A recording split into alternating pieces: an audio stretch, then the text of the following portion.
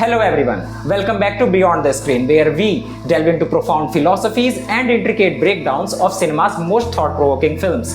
और आज मैं एक्सप्लोर करने जा रहा हूँ अकीरा कुरोसावा की 1950 में रिलीज हुई फिल्म राशोमोन को, एक ऐसा चलचित्र जिसने सिनेमा में सब्जेक्टिव ट्रुथ और ह्यूमन कंडीशन को एक्सपोज करने के साथ ही स्टोरी टेलिंग को भी एक नए सिरे से रिवोल्यूशनाइज किया था. So join me as I uncover the layers of this Japanese masterpiece and its long-lasting impact on filmmaking and more than that, the understanding of reality. Rashomon Japan के feudal system के background में set एक film है जो एक samurai के murder और उसकी वाइफ के रेप के अराउंड रिवॉल्व करती है. बहुत ज़्यादा टाइम ना देते हुए जापानीज फ्यूडल सिस्टम को शॉर्ट में एक्सप्लेन कर देता हूँ. बेसिकली एक ऐसा सिस्टम था जिसमें राजा मिलिट्री सर्विसेज के एक्सचेंज में सैमुराइज और वॉरियर्स को जमीन, बड़े बड़े टाइटल्स और ऑफिसेस में पोजीशन भी दिया करता था. Now coming back to the film, samurai का डुअल बैटल के बाद मर्डर और उसकी वाइफ के रेप की मिस हैपनिंग के चार अलग अलग विटनेसेस हैं जो चार अलग अलग परसेप्शन और चार अलग अलग सत्य को रिप्रेजेंट करते हैं. अब इनमें से असली सत्य क्या है, ये एक अलग ही कंफ्यूजन है. इस इवेंट के जो चार विटनेसेस हैं, एक बैंडिट, सैमुराई की वाइफ, एक वुड कटर और खुद सैमुराई, मतलब मरा हुआ सैमुराई. मतलब है उनका कुछ तरीका जहां वो मरे हुए लोगों से कांटेक्ट कर सकते हैं, जिसे वो मीडियमशिप का नाम देते हैं. अब इन चारों विटनेसेस के वर्जन एक दूसरे से बिल्कुल ही अलग हैं, जो सच्चाई को तो उजागर नहीं कर पाता लेकिन इन कैरेक्टर्स के नेचर को जरूर एक्सपोज करता है. और इस फिल्म का नैरेटिव स्ट्रक्चर ऑब्जेक्टिव रियलिटी के नोशन को रिजेक्ट करते हुए सब्जेक्टिव ट्रुथ, ह्यूमन परसेप्शन और मेमोरी पर ज्यादा फोकस करता है. बात की जाए राशोमोन के सेंट्रल फिलोसॉफिकल थीम की तो वो है रिलेटिविटी ऑफ ट्रुथ. घटनाओं के बारे में हर कैरेक्टर का अपना खुद का एक वर्जन है जो उनके पूर्वाग्रह, उनकी प्रेरणा और उनकी इच्छाओं को उजागर करता है.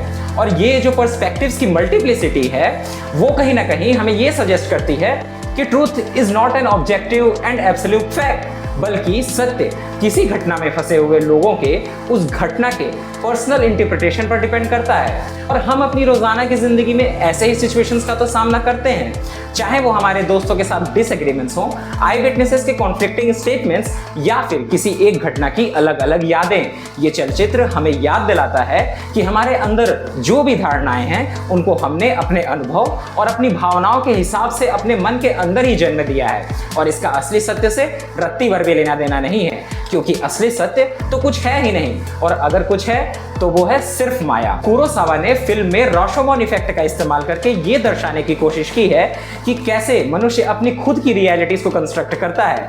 फॉर एग्जाम्पल, अगर मैं इन दो अलग अलग इंसानों से पूछूं कि बीच में क्या लिखा है, तो पहला आदमी बोलेगा 6 और दूसरा बोलेगा 9, जो एक विरोधाभास है.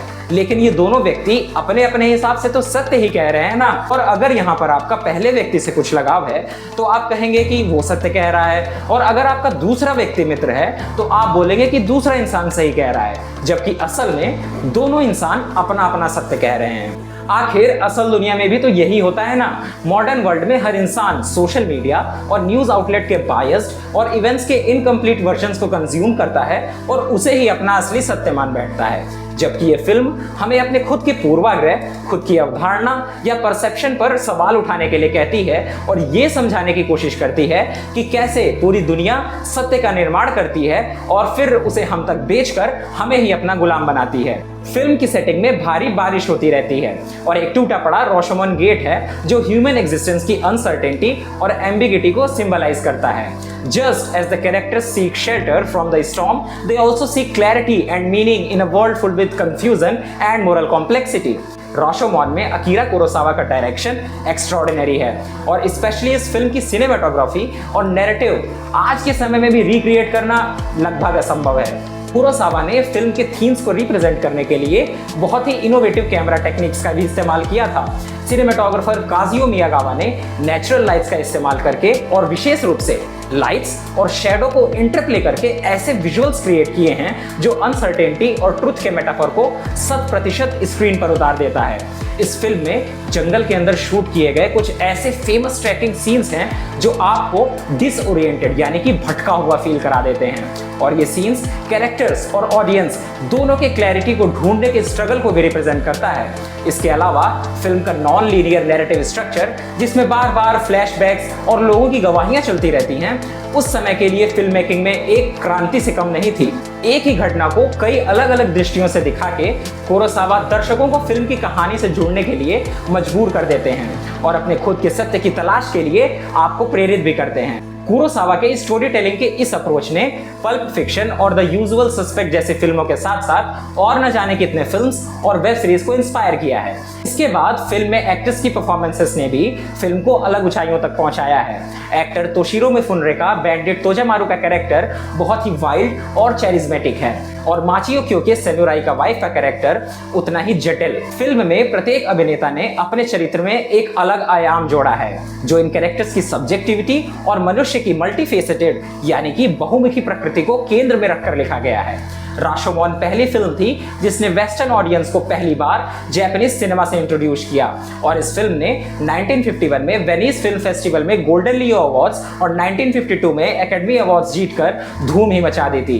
And it's this film that paved the way for international recognition of Japanese film makers. Film में इस्तेमाल किया गया राशोमोन गेट जापान के क्योटो शहर का एक एक्चुअल हिस्टोरिकल साइट है और इस फिल्म के बाद से ही राशोमोन इफेक्ट टर्म की शुरुआत हुई थी जो किसी एक सिचुएशन के अलग अलग एक्सप्लेनेशन कि फिनोमेनन को रिप्रेजेंट करने के लिए यूज किया जाता है जहां अलग अलग लोग एक ही घटना के बारे में अलग अलग विवरण और धारणाएं रखते हैं। इसके अलावा अकीरा कुरोसावा का नेचुरल लोकेशंस पर शूट करने का डिसीजन फिल्म को अलग गहराइयों में ले जाता है। स्पेशली फिल्म के फॉरेस्ट सीन्स फिल्म में रियलिज्म का एक एक्स्ट्रा लेयर ऐड करते हैं जो फिल्म को और ऑथेंटिक बनाता है। फिल्मांकन के दौरान समर हीट को मिरर से रिफ्लेक्ट करके लाइट को कैप्चर करना एक डिस्टिंक्टिव विजुअल स्टाइल क्रिएट करता है जिसे आज फिल्म मेकिंग में राशोमोन स्टाइल भी कहते हैं। देखिए, बात ऐसी है कि ये फिल्म भले ही 1950 में बनी हो लेकिन ये आज के समय में भी बहुत ही ज्यादा रिलेटेबल है और आने वाले समय में भी हमेशा रिलेटेबल रहने वाली है। जैसे आज की डिजिटल एज में एक ही घटना को अलग अलग तरीके से चित्रित किया जाता है डिपेंडिंग अपॉन कि वो न्यूज आउटलेट कौन सा है।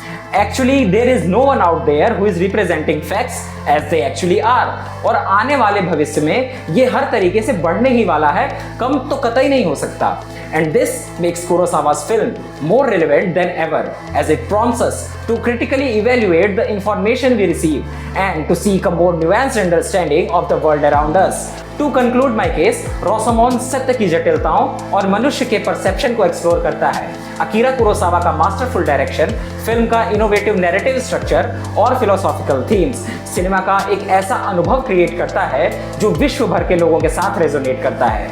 वैसे तो ये फिल्म बहुत कम लोगों ने देखी होगी लेकिन अगर आपने ये फिल्म देखी है तो आपको ये फिल्म कैसे लगी? Share your insights and your favourite moments in the comments below and don't forget to subscribe Chalchitra for more deeper dives in beyond the screen.